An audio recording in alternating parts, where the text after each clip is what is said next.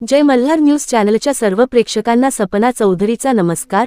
नंदुरबार येथे जिल्हाधिकारी डॉक्टर मिताली सेठी यांच्या अध्यक्षतेखाली जिल्हाधिकारी कार्यालयात विविध जलसंधारण योजनांच्या अंमलबजावणी संदर्भात आढावा बैठक पार पडली।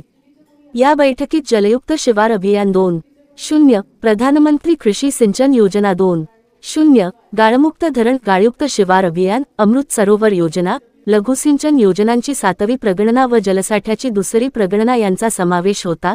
तसेच मृदसंधारण व जलसंधारण कामांची प्रत्यक्ष स्थळी पडताळणी ग्राउंड ट्रुथिंग याबाबतही सविस्तर चर्चा करण्यात आली।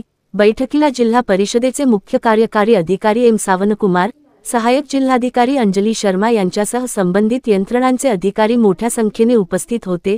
विविध योजनांच्या प्रगतीचा आढावा घेताना जिल्हाधिकारी डॉक्टर सेठी यांनी अंमलबजावणीत गती आणण्याचे निर्देश दिले।